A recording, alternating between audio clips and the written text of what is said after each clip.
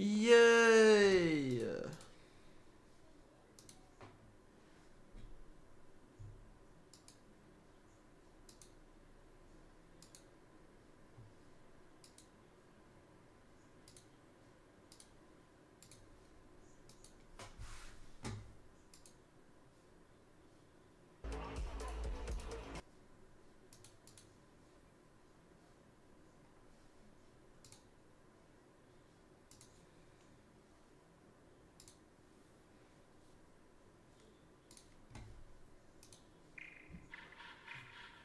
Niggas used to press me on the Carrot Colored bus. That's why I'm pairing him now, cause niggas really bums.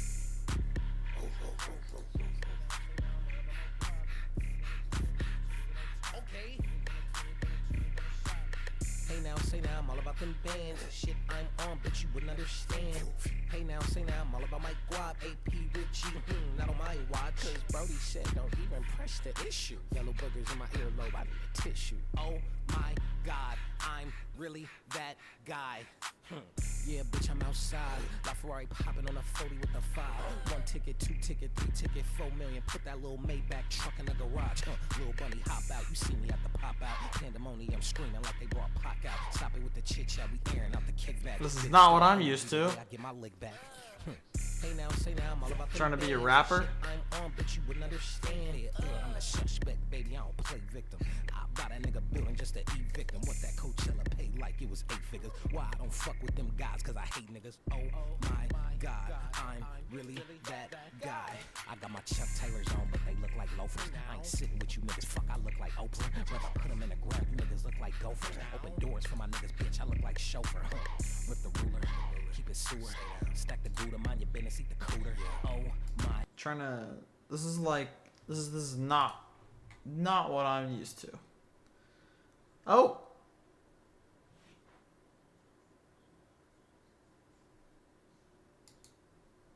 Oh, it's a freestyle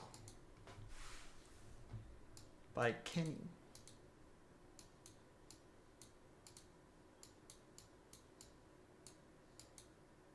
Clothing, LaFleur, of course. His own brand. It's got all the lyrics.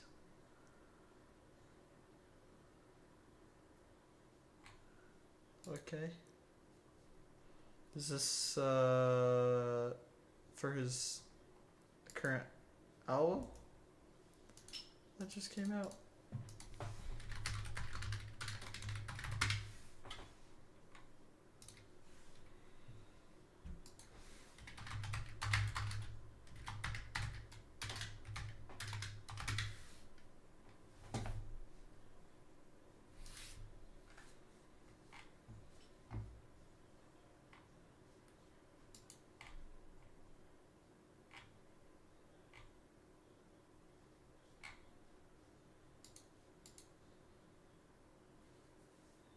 And Little Yachty.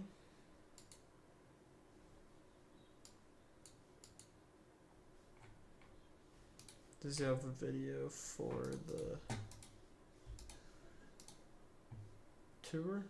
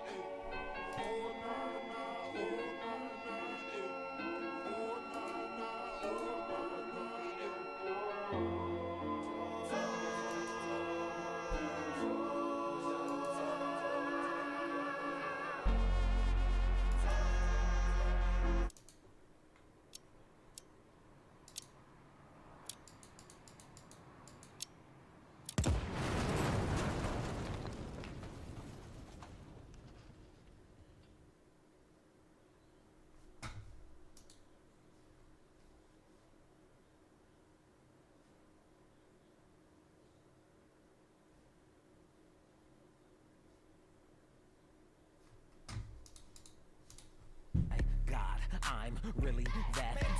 shit the fuck up. I was up at Westchester dodging all the high beams. Gardena swap me, shopping bogus ice cream. I'm a hot dorm, baby. Shit is not warm, baby. 4 or 5 main bitches, I am not yours, baby. All these women is a habit. Boyfriends mad cause they thought I was a hey now. Hey now, say now, get sticky like a hun bun. You will never be the main guy, you're a +1. 300. I'm really looking to go to Joji's tour. There, I mean, there he is right there in the video. Curious and gay. I don't know. Is it, what? Okay. That's why I'm listening to all of his songs because I'm waiting for his next album to come out because it should hypothetically come out relatively soon. So, what the? This cannot be real. Netflix cannot stop Netflixing. You want to know what I think is the funniest thing about this topic? Gentlemen?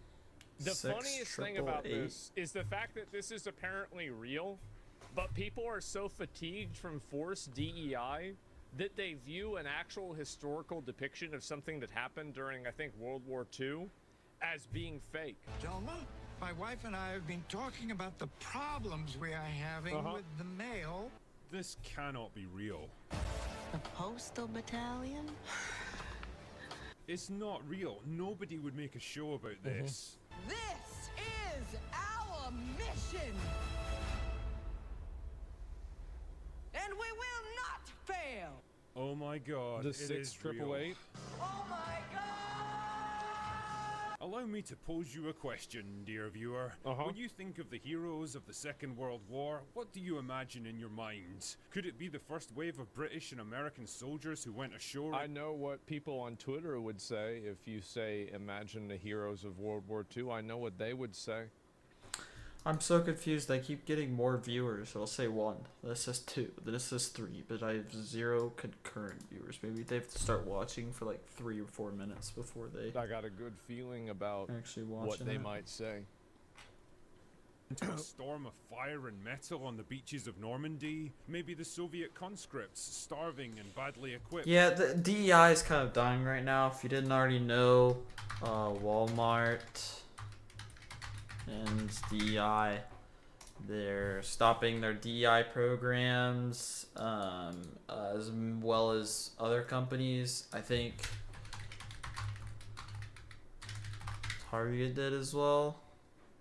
They're under pressure. Walmart and Pride Month.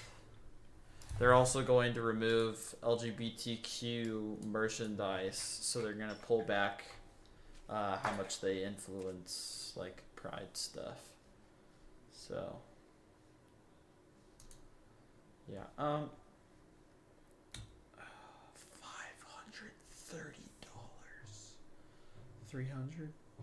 300.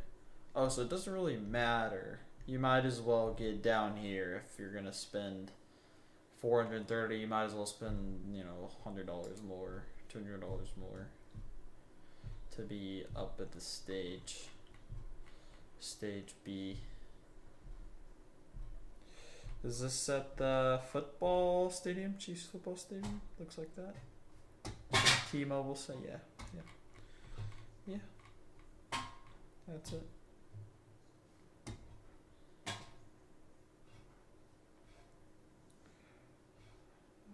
Resale. Those are all okay. So the prices are really high because it's resale. General admission. It's 530. Resale. Yeah, so I've already bought it and they're selling it for more. That's crazy. I bet they were like a lot cheaper. I'm not gonna go. I like Joji more than I like Tyler. I mean, I listened to Tyler's album a lot.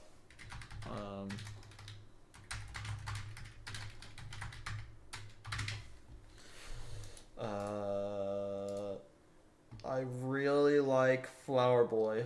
Is awesome. The other ones I've found to be okay. Igor is cool. Chromacopia, I feel like I'm still getting used to.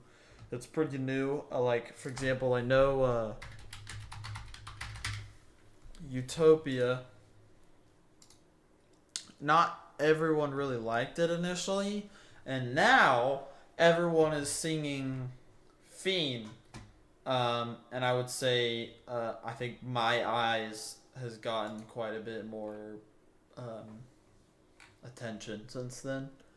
I don't know about the rest of the songs. I think Topia Twins is pretty popular. Meltdown as well. That's pretty much it. We can look at his most popular songs right now. At least on here.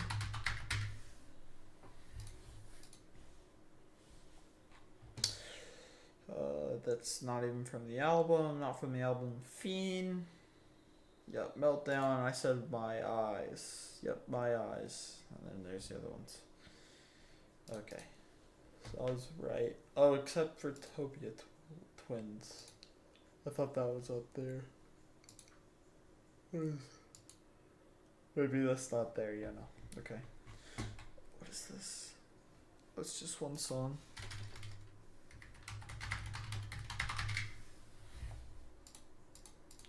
Did he also drop the solo? He doesn't really know, it's just a YouTube video. Sticky, like him. There's the Grinch song? With the greasy black pig. Oh, I didn't know that. Okay. Saint Chroma, Okay, so it seems like all of his songs did pretty well considering they're all in the top. But his album did just come out.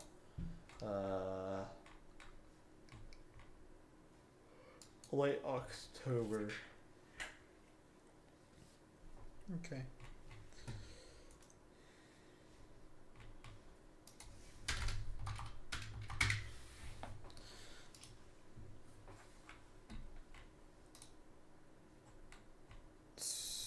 November 4th, 2022. And when did he start his tour? Make a video, Pandemonium. World tour. We'll do that until the next year. Yeah, that's crazy. So I might not get to go on a tour with Joji for another year.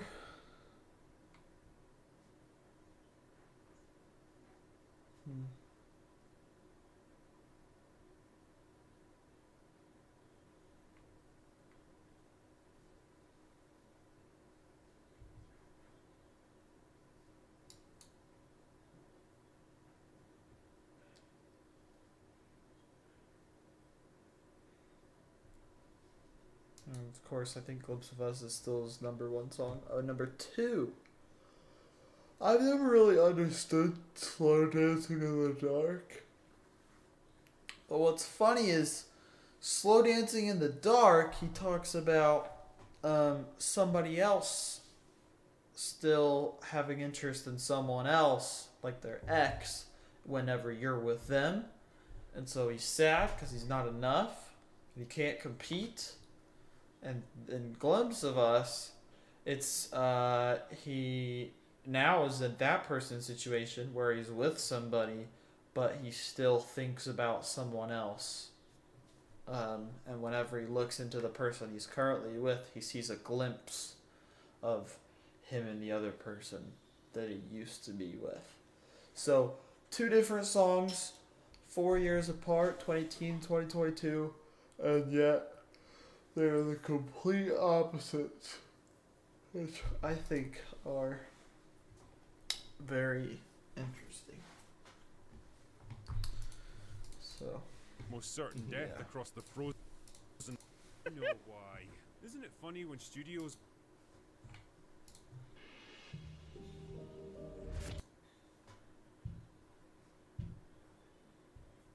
If you're like an ugly, like not a great looking dude, you know that like a chick is just like spending all this time with you just because you got money or whatever. It's that like point of like self-hatred that you don't mind. I remember dancing with a girl and it's like I'm thinking like you don't really care. Like yeah, right.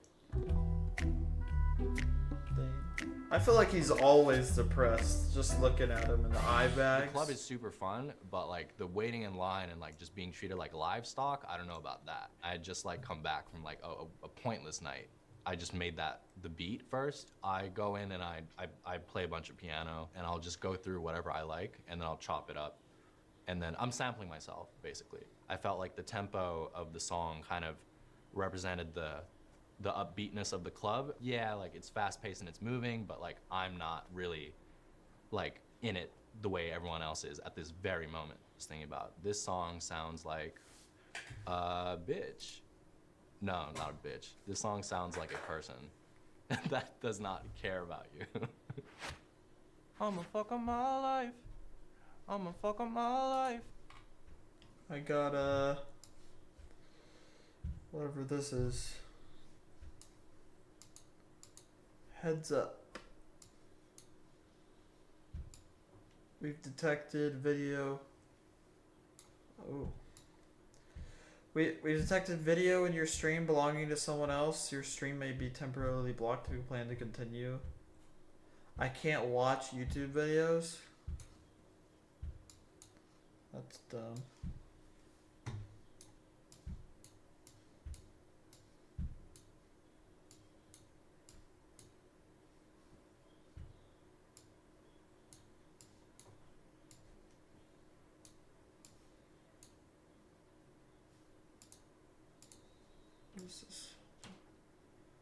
There we go.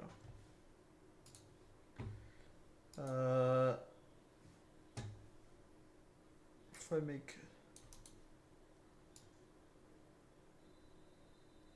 dancing or like at a location.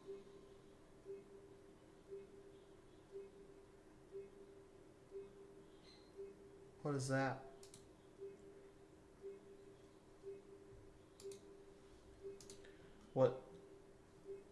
What's going on?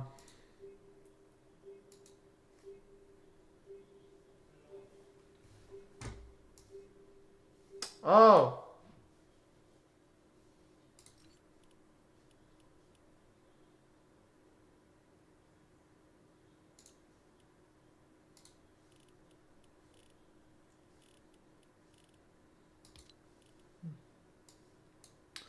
Alright, I guess I'll watch that later, because, you know.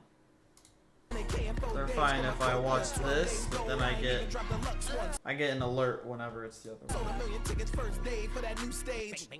One smoke, we can puff one with 2 whips, black bitch, blue strips, green face grits, Tyler on his Dr. Seuss shit.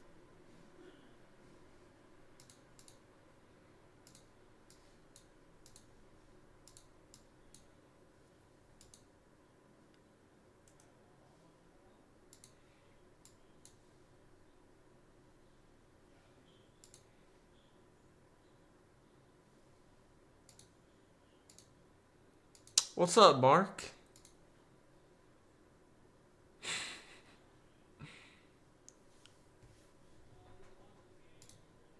There's like nobody on the server.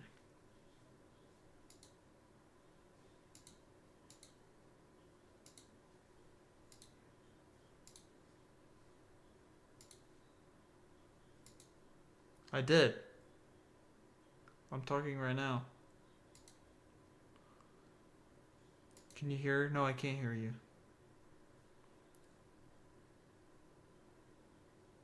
Yeah. Did you get a new microphone or something? Gotcha. Well, I will let you know when I hear you. So we'll just wait for that to happen.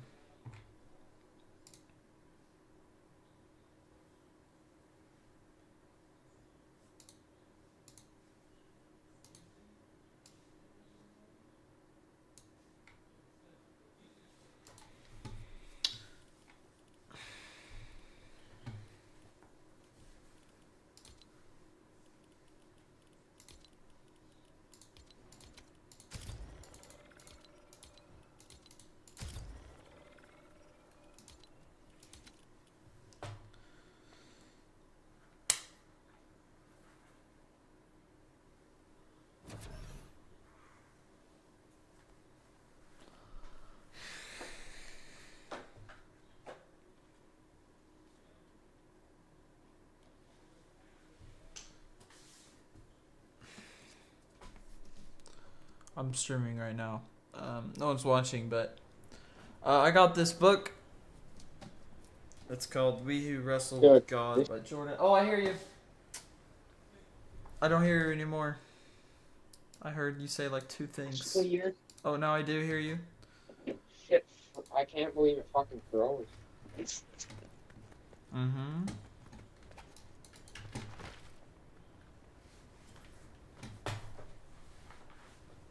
Hello? Oh wait, I'm in the... I'm gonna turn off voice chat. Did he leave? He left already. That's crazy.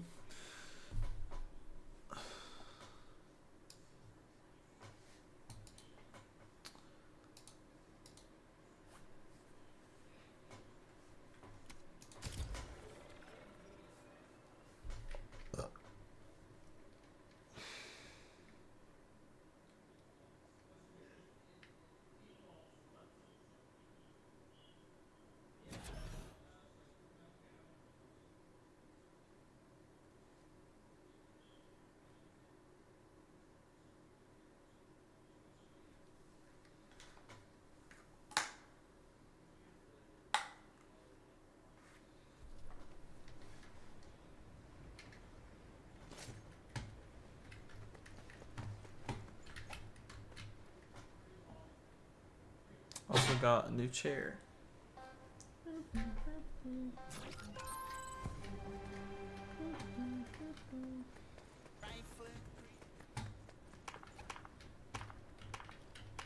He's clapping. Oh, I didn't mean to do that.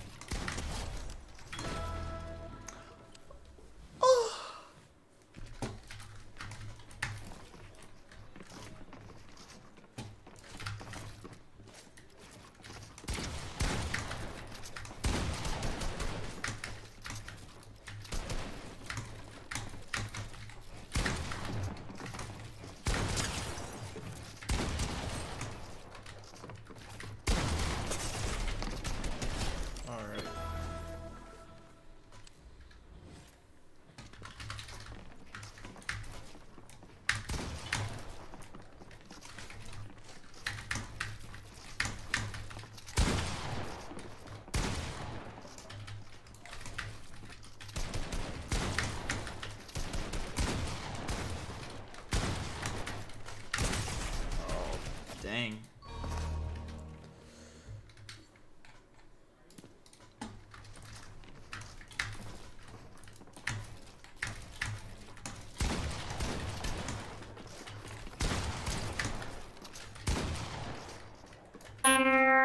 What the heck was that? Is that your guitar? I didn't reset it?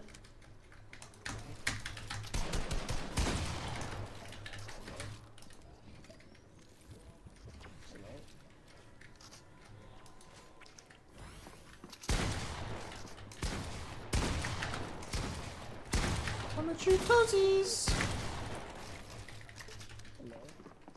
I can barely hear you.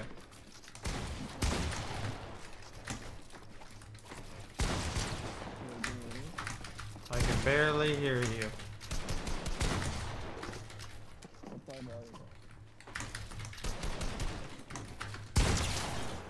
Huh? I'm gonna turn you up in volume.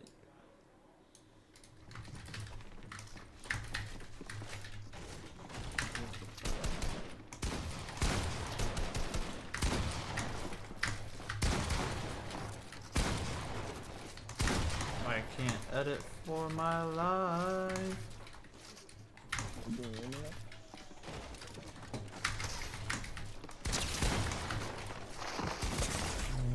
Wow!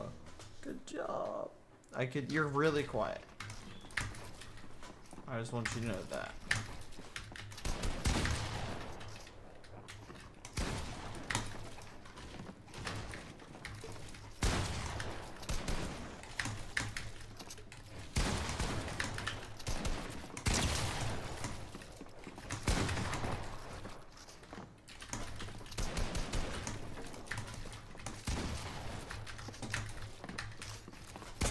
Oh, I tried to reset the wall, and then he would shoot the wall, and then I would be my wall.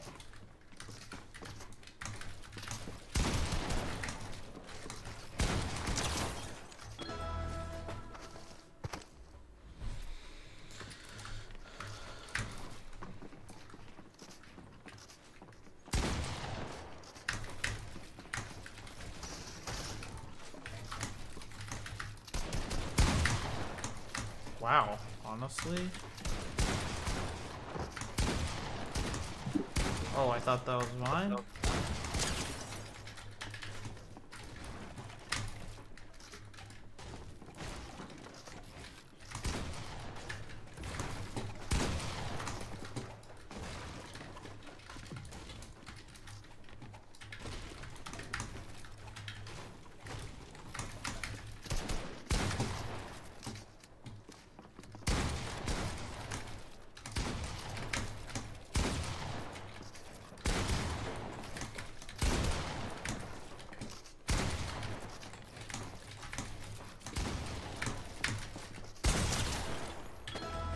I'm lucky. I'm actually lucky he didn't hit me in the head.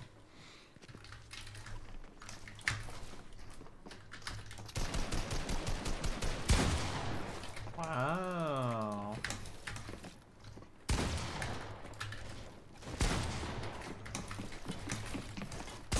Okay. Okay. You know, I'll give it to this guy.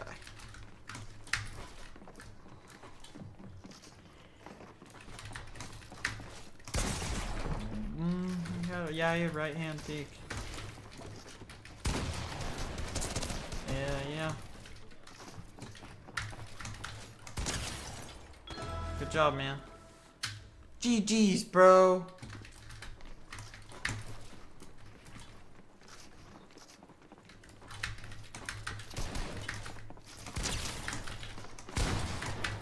Oh, what the? I can't edit for my life.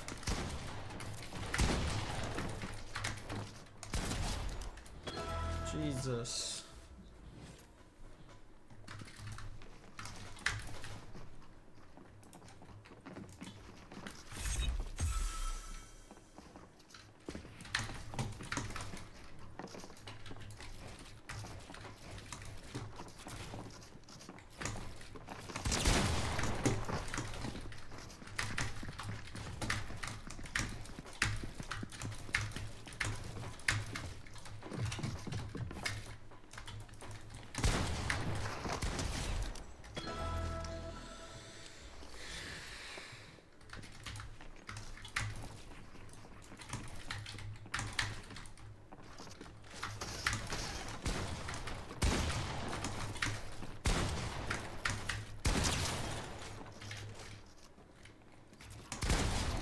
Why did he do that? I don't know.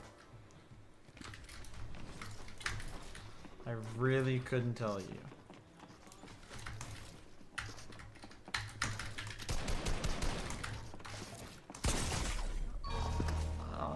Yeah, good job. That's my fault.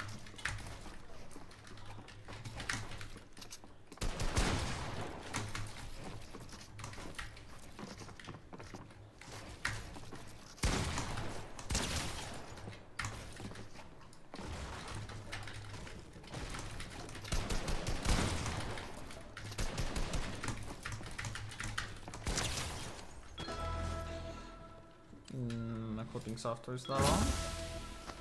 At least they got it on stream. We wanna do it again.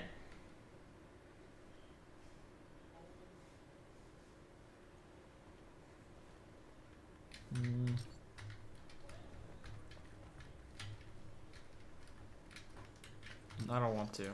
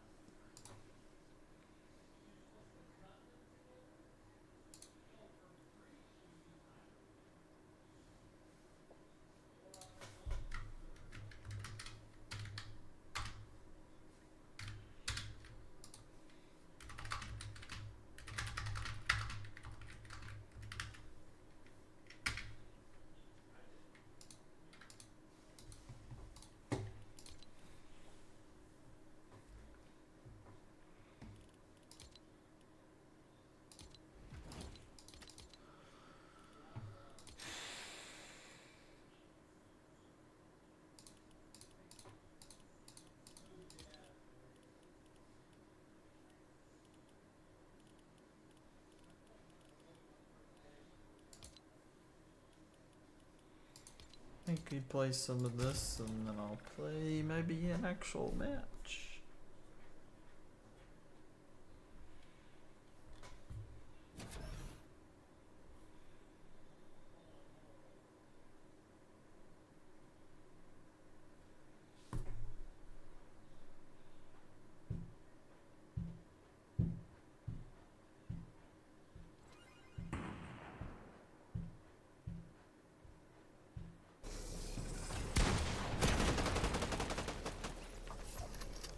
Have a holly jolly Christmas, is the best time of the year.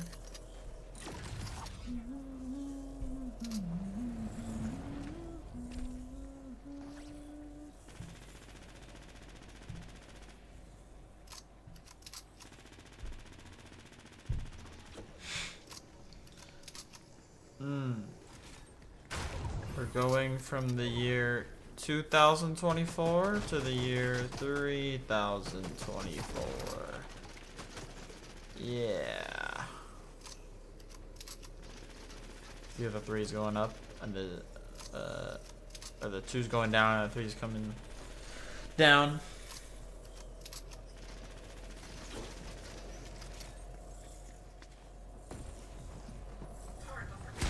Holy crap. Some lady was distracted on her phone and crashed into a 1948 Jaguar XK120.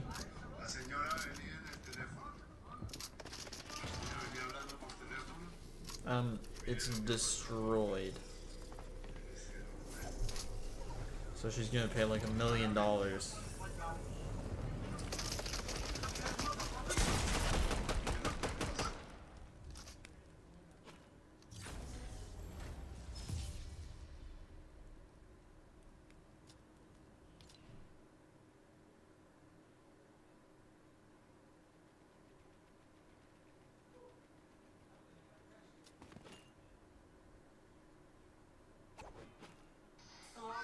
Yeah, it's like a multi-million-dollar car. That's crazy.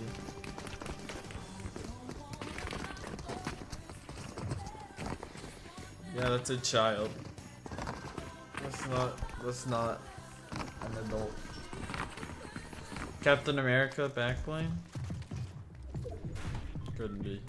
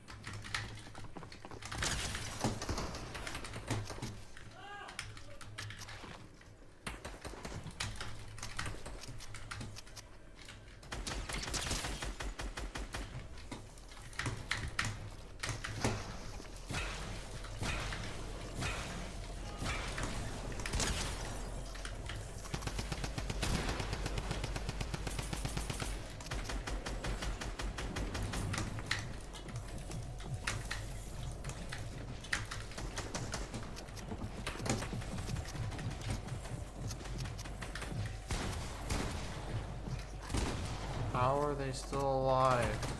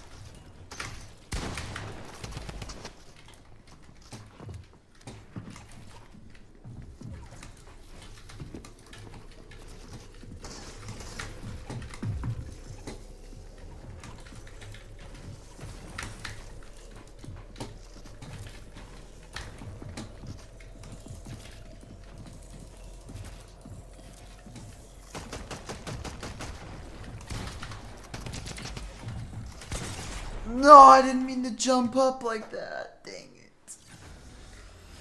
Oh, I almost killed that guy at the very beginning.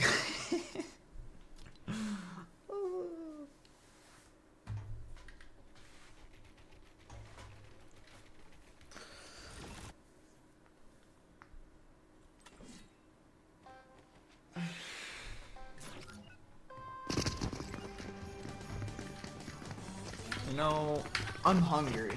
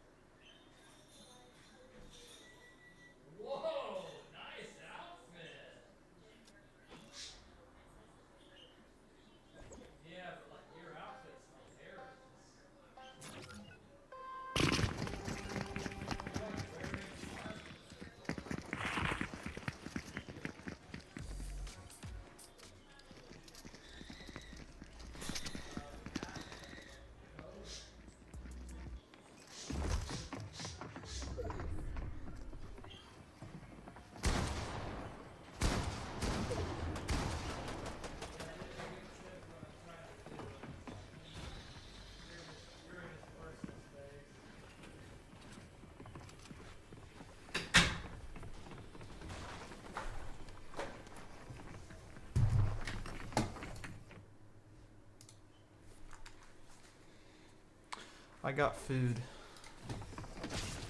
I could kill whoever's right here anyway while I'm at it.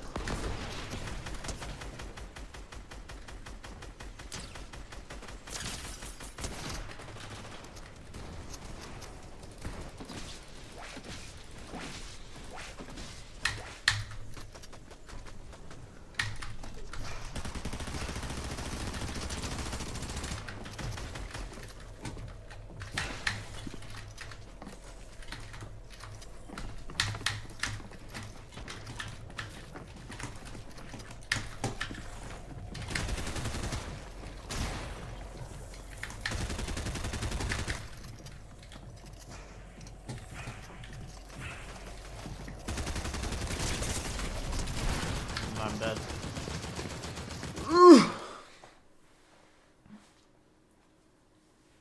GG's, bro. I just realized I have a bunch of cash. This envelope just got shut off. I forgot I even had it. Yeah, he's I think he speaks Spanish. Yes, we don't need to have him added. 89 more offline. May. Don't know who that is. Twitch. Zeffy lol. No idea. Fred. Yep. Oh, is it the dog? Hello there. What are you doing? Hello.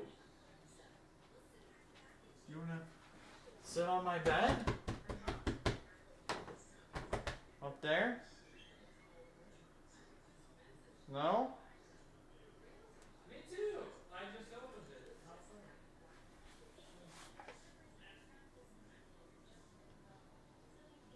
What do you want? You want me to pet you? So using the plus 3, I feel like it is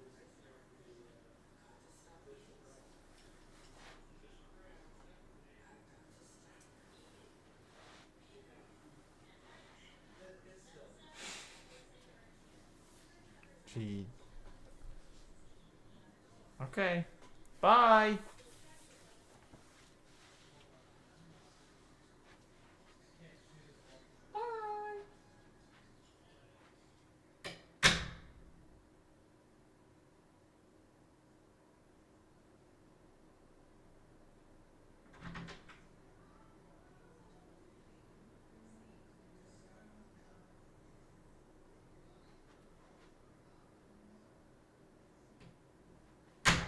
I don't know, but the dog tried to almost open my door, cause she just knows how to open doors. So you lock her in a room, she's gonna open the door, or at least not lock her in a room. You put her in a room, she's gonna be able to open the door. She just pushes down on the door handle. Okay. While I eat. Can't watch this because, you know, it won't let me. So what, you might think? I mean, there can't just possibly be that many people on these teams. Guess. Seriously, guess. Guess how many rowers they have it. All you have to do to become a rower is build some muscles. And especially if you're willing to go through to afford the nutrition and nutrition, you can get recruited at one of these colleges. So what, you might think? I mean, there can't just possibly be that many people on these teams. Guess. Seriously, guess. Guess how many rowers they have at Harvard. 1,000. Oh. 154. 154. What? Why? How? How could you possibly justify having that many rowers? Oh. And remember, this is just at Harvard. That is over 10 times the size of their basketball team. You know, a sport people actually care about and people actually go to games for? This is nothing short of absurd. Do you really need to have both heavyweight and lightweight rowing teams for both men and women? And do they really need to have 65 people on the men's heavyweight team? Last time I checked, there were only 8 rowers per boat. That's like having 60 people on the bench for a basketball team. It just doesn't make sense. I think the answer to these questions are obvious. No. But Harvard wants a certain number of slots they can guarantee to the super rich. And these private high schools have all the resources and all the willpower to get them there. And these niche sports are just about the path of least resistance. And the thing is, I can't really blame the colleges too much for this, because it's not like the rowers, sailors, and fencers from these high schools are stupid. They are all incredibly well educated and have incredibly stellar grades in a number of challenging subjects. And if there weren't a recruited athlete, they would probably have some other well-developed hobby or project that is impressive.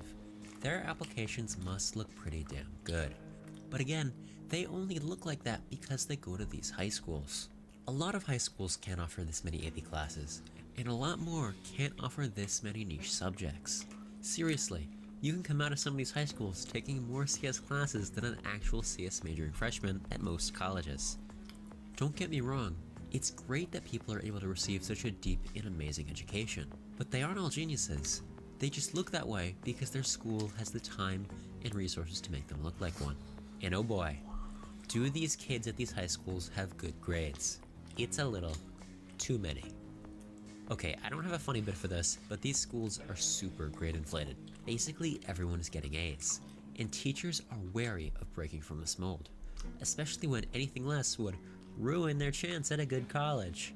And when you consider the fact that these kids' parents are paying hundreds of thousands of dollars to send their kid there, the school really wants to keep them happy, which can mean being a little more forgiving with the grading. Also, you just know that these are the parents to call teachers complaining about the grade you gave their child. And that just means that teachers give them an A in the first place, so they don't have to go through the headache of dealing with teachers and administration. Without a doubt, the students at these high schools have a huge advantage. If you were to compare these students and their alternate reality selves who went to public school, it's no question that the private school ones would get into more conventionally prestigious colleges. But of course, for the vast majority of people, going to one of these super expensive private schools just isn't an option, and they're stuck at a public school which is almost certainly doing significantly worse. But what if you still want to go to a good college? How could you possibly compete with someone who goes to one of these private schools? And well, you really can't. No matter how hard you try, or how much effort you put in, you simply cannot manifest the opportunities and resources these students have available to them. Life just isn't fair.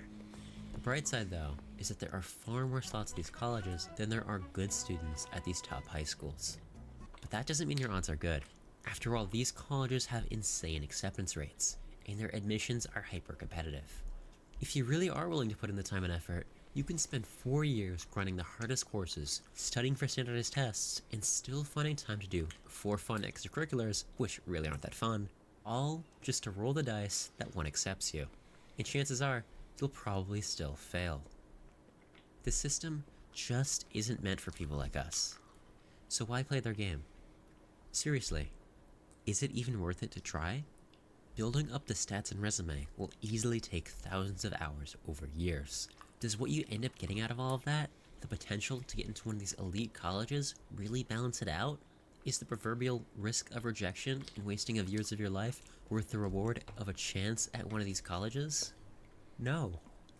And to explain why not, let's look at a few examples of these so-called prestigious schools. Berkeley is a massive, world-renowned university and has historically been the site of cutting-edge research across a variety of fields.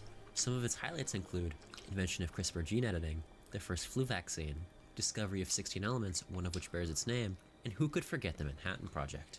The school is also sure to let you know that their current faculty boasts over 100 Nobel Prize winners. So if you're lucky enough to find yourself opening up a Berkeley acceptance letter on some crisp spring afternoon, you're pretty damn excited. But when you find yourself arriving on campus the following fall though, you may be slightly less so. Because here's the thing, studying at this school isn't all it's cracked up to be. Because sure, your college may have an element named after it, but it also has weed-out classes. Like, a lot of them. Berkeley simply isn't an enjoyable place to learn. The school is infamously competitive, with most classes being graded on a curve, meaning only a certain percentage of students can get an A. This essentially destroys any incentive to collaborate with your fellow students, which contributes to Berkeley's rampant grade deflation and severely competitive atmosphere. Seriously, you even need to apply to get into some of the clubs here. But hey, at least you still got those 100 Nobel Prize winners. Well, at least the idea of them, because you aren't exactly going to be bumping into them in every class. After all, they got that Nobel Prize for their research, not their teaching, and they aren't exactly going to jump at the chance to teach your Physics 100 class when they could be doing their cutting-edge research. And good luck getting involved in that research when you're competing with 30,000 highly qualified undergrads and 12,000 grad students. But hey, at least you got that element. Don't get me wrong, Berkeley isn't a bad school. It's just, well, a school. Going there as a student, you wouldn't notice much different than really any other decently funded public school. Your lectures aren't going to be magically 100 times more engaging, the dorms aren't going to be much nicer, and the campus and dining halls aren't going to be much more to write home about. But looking at the rankings tells a different story. Because of all these accomplishments in research, which are by all means meaningless to your experience shooting Berkeley up in the rankings, you are left to believe that undergrad at Berkeley is a far better experience than it actually is. But it's not just Berkeley that gets too much credit off the back of research. Columbia, MIT, Harvard are all research juggernauts who have substantially more graduate students than they have undergrads. At these schools, you as an undergraduate just aren't going to be a priority on campus. And because these schools are so well known for their grad programs and research, things, again, that just really don't affect you that much as an undergrad, their ranking is probably a little higher than it probably should be. Still, even despite this, some might say that degrees from these schools are still worth it, because they have intangible brand value that makes finding a job a cakewalk. Which there is certainly an element of truth to, but is massively, massively overstated. Yes, big companies do a lot of recruiting at these colleges, but they also do a lot of recruiting at some less conventionally prestigious colleges. I'll admit there is certainly some advantage in going to these schools in the job market, but even that really only applies to your first job or internship, because once you actually have work experience, employers are going to care infinitely more about that than what school you went to. Sure, these colleges do have alumni networks which offer some connections, but if you're actually willing to put in the effort and seek them out, so does every other college on the planet. Hell, you can make connections on a subway line. As long as you're going to an accredited college that actually has a department in your field of interest, you're going to be learning the same stuff as anyone else at any other university. It's not like these top colleges have a whole new method of teaching or a whole new branch of mathematics they're just sitting on to save for their undergrads. No. All universities collaborate with each other and work with each other to build curriculums and set standards for them all to follow. That's why transferring between these colleges is even possible.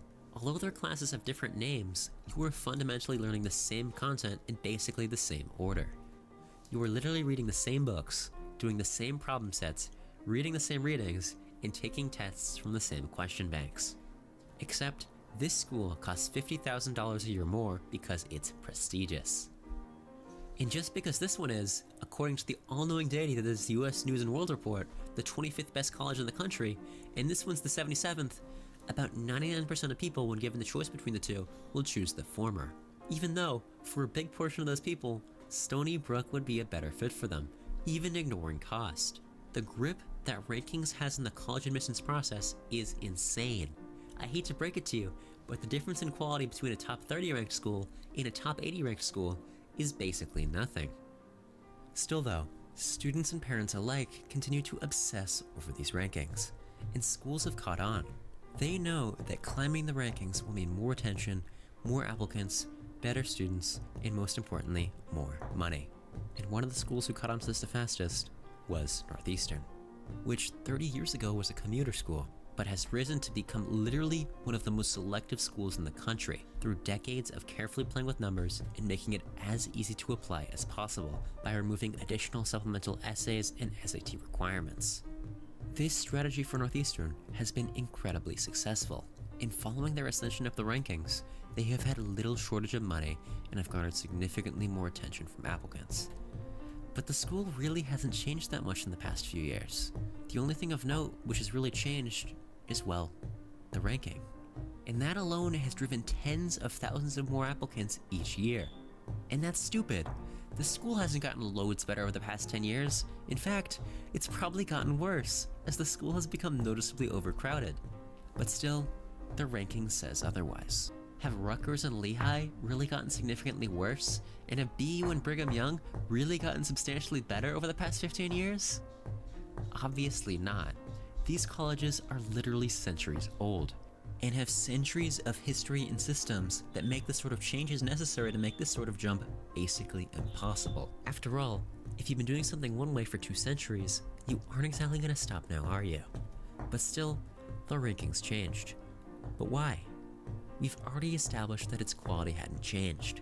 At least, not by this significant of a margin. So that means that the ranking system is not a measure of school quality, but is rather completely arbitrary. It gets even worse when you actually look at how they get these rankings, because one of the largest factors in it is how good other colleges think a school is. And more often than not, they just decide by looking at the last year's rankings.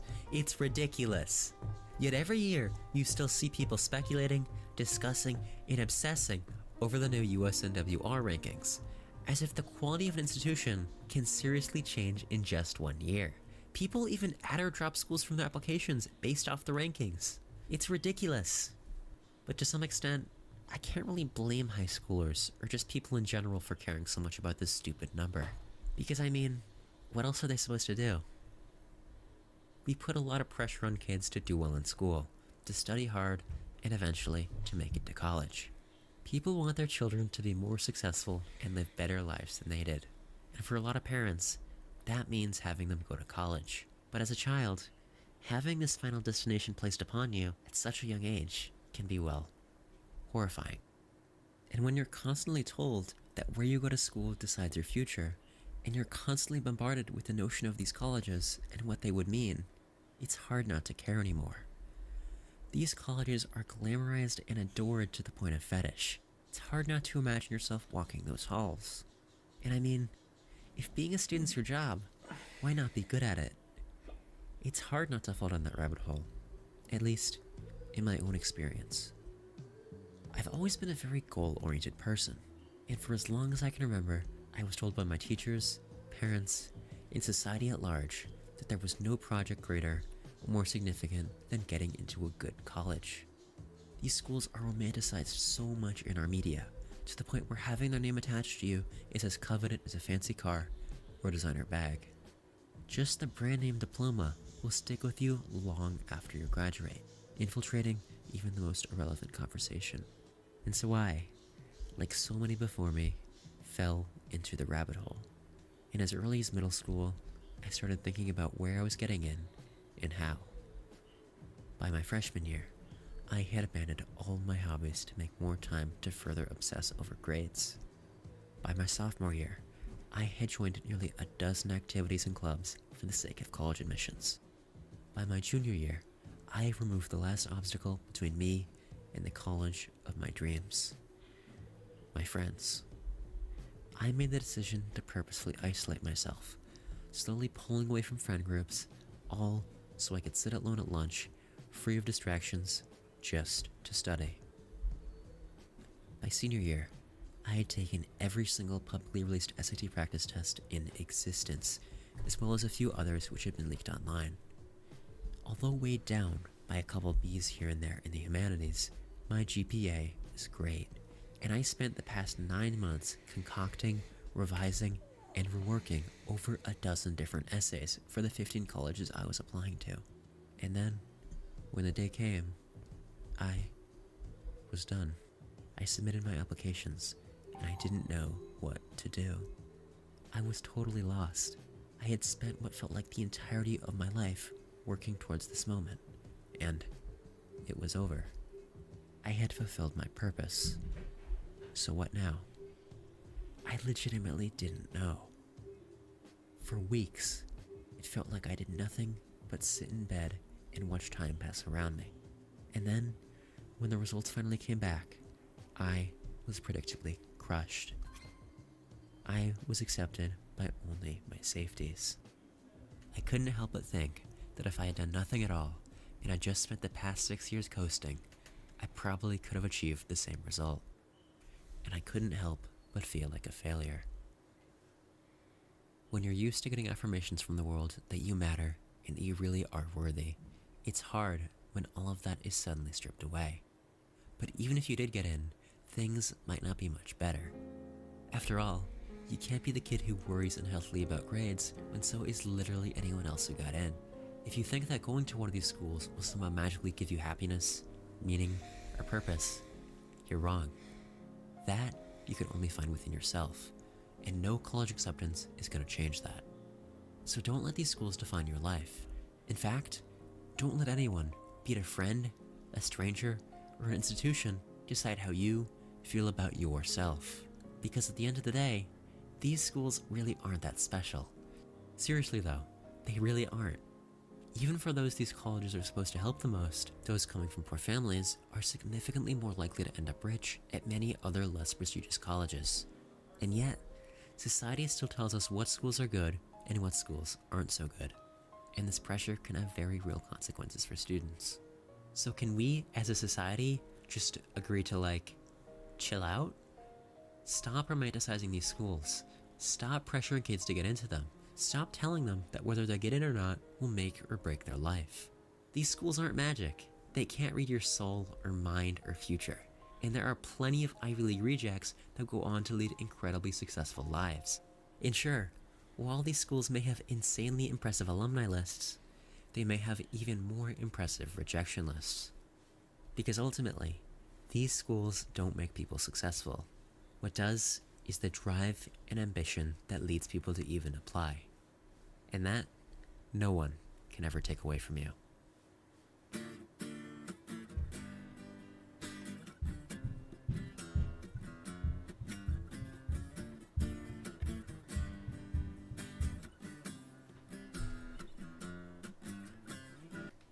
Even obsessive rejection lists.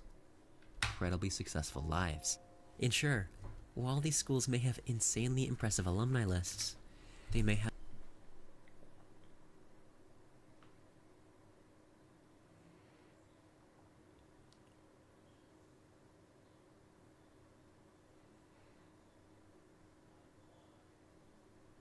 I'm wondering if there's anyone that I might recognize. have even more impressive rejection lists. Because ultimately, these schools don't make people successful. What does is the drive and ambition that leads people to even apply. Yeah, I think that's sort of the main things when it comes to colleges, as you look and as you see oh, Mark Zuckerberg went to Harvard. That's just, when he made Facebook go because he's really smart. Well, yeah, he's really smart, but he's also really focused, hardworking, and ambitious.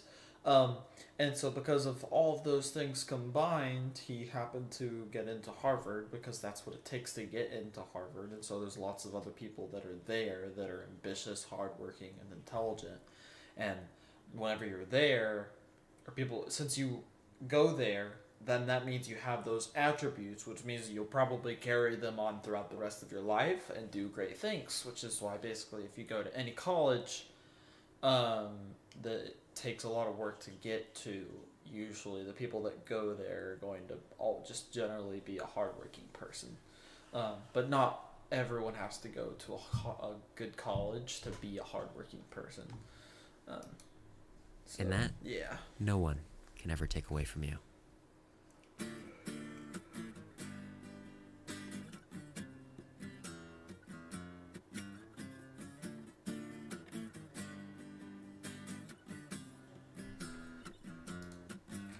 Honestly, fire video though. Fire video. I really like this. Since many have asked, this is one of my pieces of advice for applying to college. SAT, ACT scores really matter. Even colleges that aren't conventionally high ranked care about rankings, and these schools know the best way to be ranked higher is to increase their average SAT. Smaller schools will throw around huge scholarships to students with even just above average SAT. I myself received the full ride to my in-state university, largely due to high test scores. Truly anyone can score high in these tests. It's just a matter of practice. And then I recommend using the real past tests. You can find some online if you look hard enough, but you can get them in here. Yeah, I've seen people go from a 20 on the ACT all the way to a 35, I believe, on the ACT. Or maybe even a 24 to a 35. So really, and it took him, I think that's from freshman year or senior year, so it really just takes a lot of practice in order for you to get from one place to another. So, join my Discord.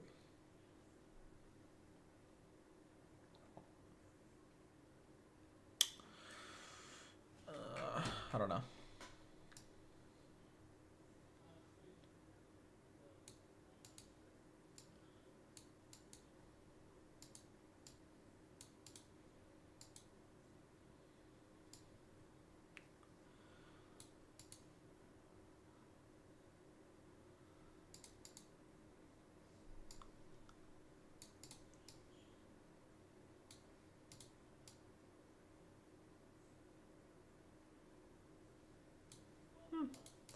Yeah, they said they dedicated their life to getting into a good college, and of course they're Asian.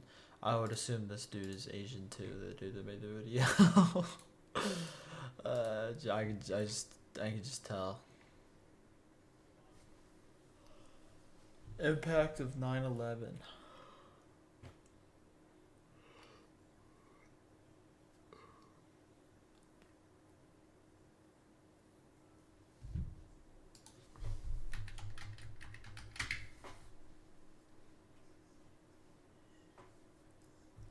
The truth, Veritas.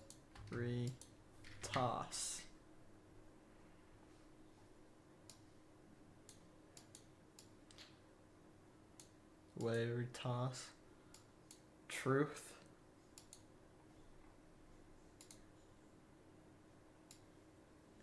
President Josiah Quincy had founded the first rough sketch of the college arms, a shield with the Latin motto Truth, or 3 books while researching history of Harvard University in the college archives.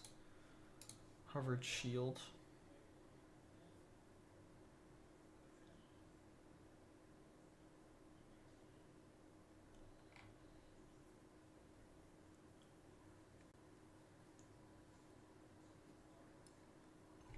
Cool.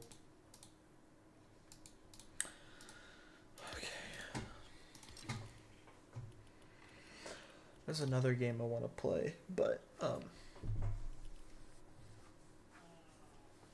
it's State of Decay. I've been playing it a lot right now, but it takes up like all of my computer's energy, and so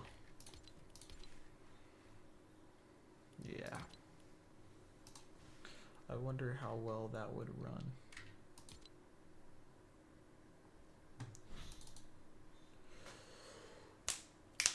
It's a really small game, but like it takes. And this is really loud intro. Can't turn it down.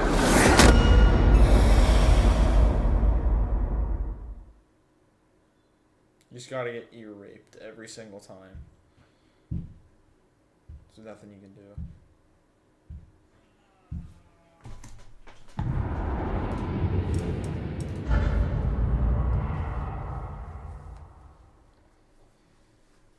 Let's check out Task Manager. See how he's doing. Alright, let's just look at this. Oh. I found a potential outpost, but it's in the middle of a plague zone. Think it could be worth We're the risk? switching between 50, 100% GPU, 50%, 100. Oh, now we're steady 60. Never mind, back to 100. Maybe, what if I close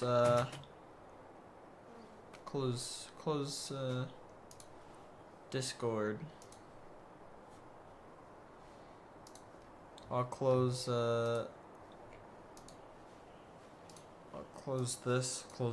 I'll close this. Less tabs.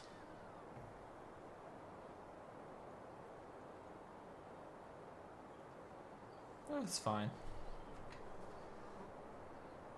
70% CPU usage. Okay. And what's crazy is my graphics settings is also all at medium. So I don't even have it at high. I used to have it at ultra, but I honestly it was fine. Oh no. Okay, sometimes there's one time when I played where it would like freeze, and then it would show me and then freeze, like every 3 seconds. Like that. Like that.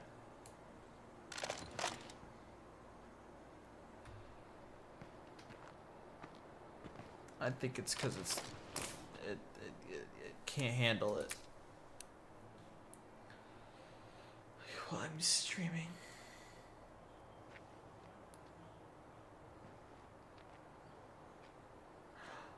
I think, what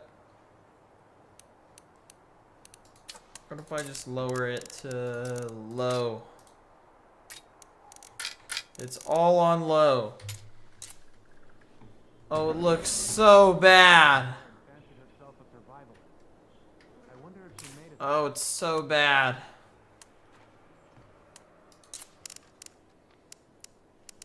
How do I see my FPS? Oh wait, no, I gotta Alt R. 100? What? Why does this game take up so much?